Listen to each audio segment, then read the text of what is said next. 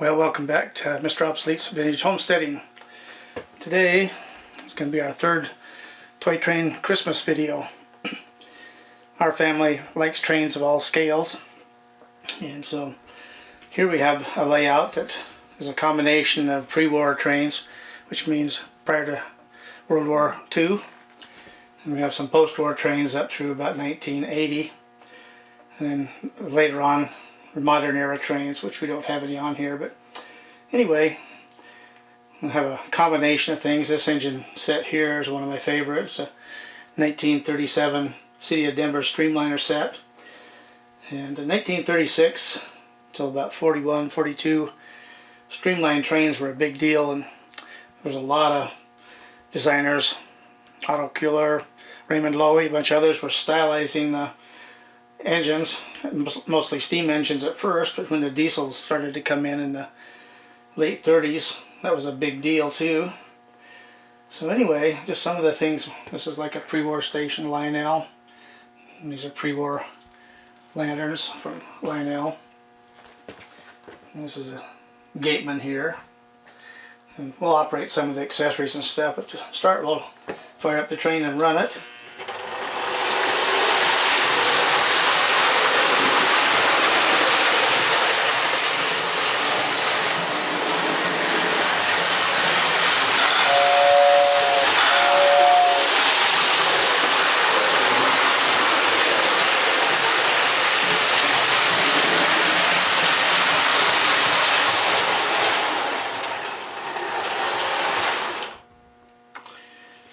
Yeah, the thing that's nice about this, like I said, 1937, still runs as good as new. It's a little beat up from being played with over the years, but it's so nice to see stuff that was made to last a lifetime, basically, unlike the stuff we have today, just throw it away. And the power pack here, this is a Lionel ZW. You can run 4 trains, separate tracks with all the different controls on it. You have the whistle controller. Now this one is a pre-war power pack, has knobs, dials to control it, and there again you can run 4 different things. So we use this one to run the accessories and the lights, and this one to run the trains. So anyway, we'll be back and show you a post-war train set. Well, look, a Christmas kitty wants to play trains too. Like I say, trains have been a family hobby. My first set I got when I was 4. It disappeared over the years, but all the other sets that I had over the years, I still have them all, still operate them. When we were growing up, we didn't have a lot, so we always took really good care of the stuff we had. Anyway, here's a post-war diesel. This is a General Motors, or EMD, Locomotive Division, SW 1500. They made zillions of those over the years. Still a lot of them in service, even though they're 60, 70 years old, just like this one.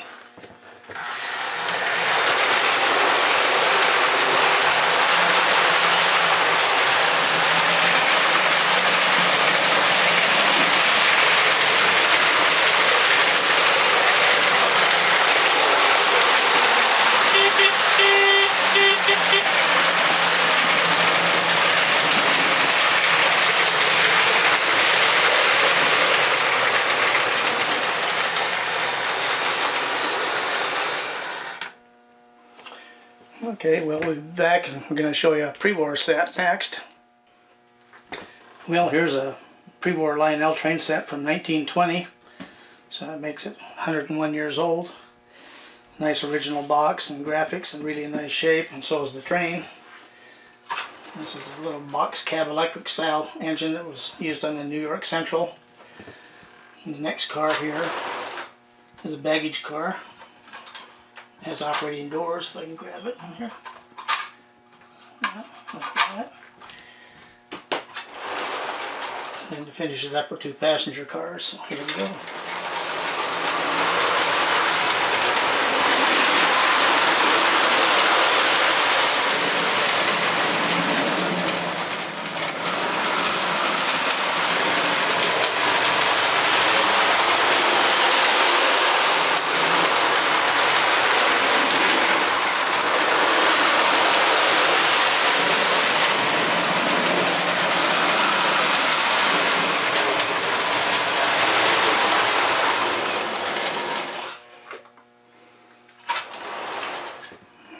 you wish you ran that good when you're 101 years old? Okay, well, we're back with a post-war train. This is a 1953 General Motors F3 unit. Lionel came out with this in 1948, and GM put up the money for doing the tooling and stuff, and this is one of the most expensive Lionel engines at the time. But they sold like wildfire and helped make Lionel one of the largest toy companies in the world for a long time. And they had different versions. They had an F2, F3, F7, F9, and then a lot of variations on them. And that was the style of diesel engine that pushed the steam engine out of the service on passenger trains first and then on freight trains later. So let's give it a spin here.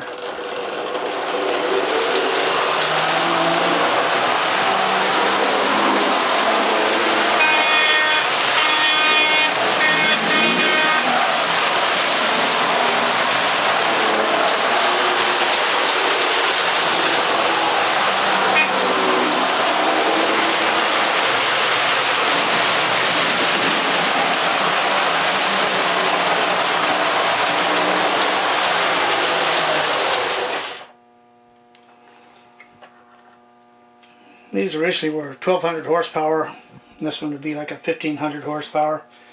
They eventually went up to 1750 horsepower per unit. A steam engine, you know, a lot of them were 3,000 or 4,000 horsepower for the big ones.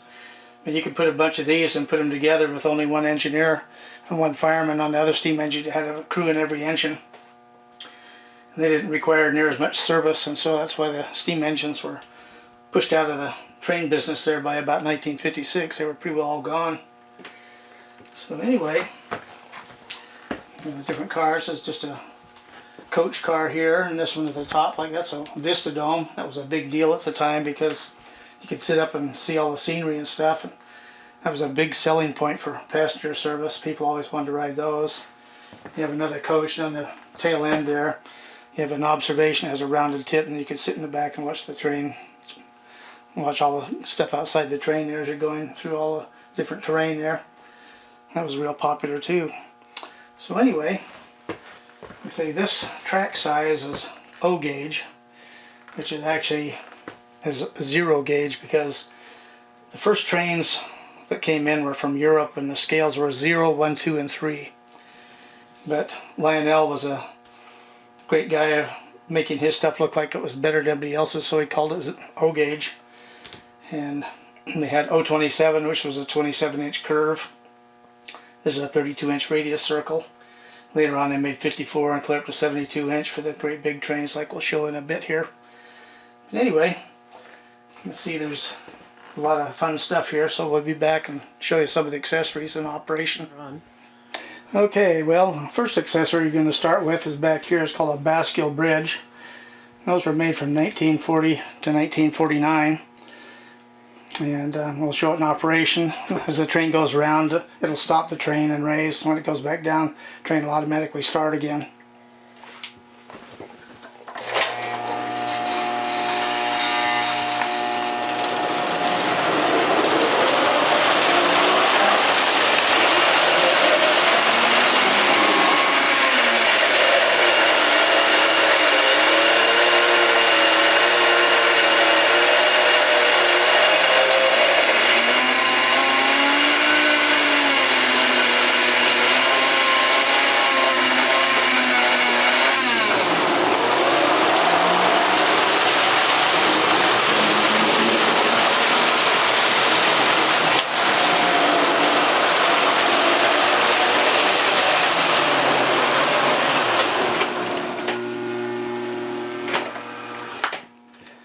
Okay, with this station here, has some controls up here, and it has an automatic train control. You can set the timing, and it'll come up and stop the train and take off again by itself, and you can control the length of time.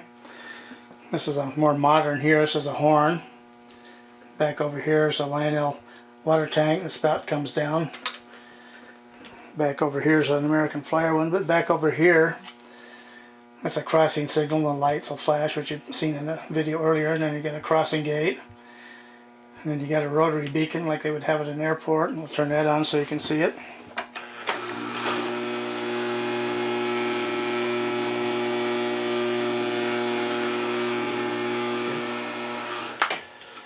Next we'll move over here. I'm gonna block signal here. Red light, the train will come up and it'll turn green, and then the train can go through. And there's a semaphore back over here. There's a light in it and an arm, and it will signal if the train is clear or not, and the track is clear or not. And then we have a station here where the people run around on little carts. We have a sawmill, which puts out boards. And then over here you have a barrel loader. Look over here, you have a log loader, and you get a light tower. You get a coal loader. Over here we have a Lionel magnetic crane, and back over here is a station where the guy comes in and out of the top, and then down here we have the automatic flagman that comes out when the train comes by, brings the lantern out and wags it.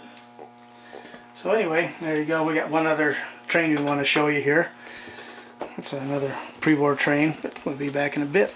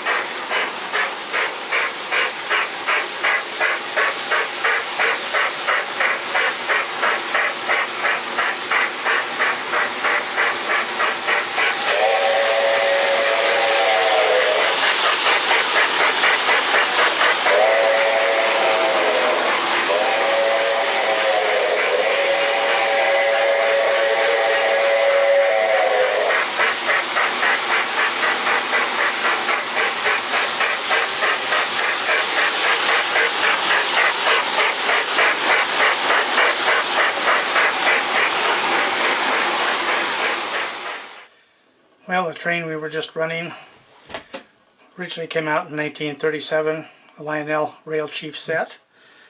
The one that we're actually running is a modern version of it. Has an electronic whistle, electronic steam engine sound, and smokes. So those are some upgrades that the original stuff didn't have. But anyway, just toy trains, like I say, have been a traditional hobby for us. It's for boys of all ages, just like me. So anyway, here's another tradition, is this Christmas tree. Mother-in-law bought this in 1962, and it's been kept in the family for all these years. So, well, the kiddies all wanted to say Merry Christmas. This is Evan Rudy. He's all thrilled about Christmas and the happy holidays. Okay, this is Johnson Kitty. Wants to wish everybody a happy new year. Well, this kitty wants to say happy holidays. This is Alto Annie.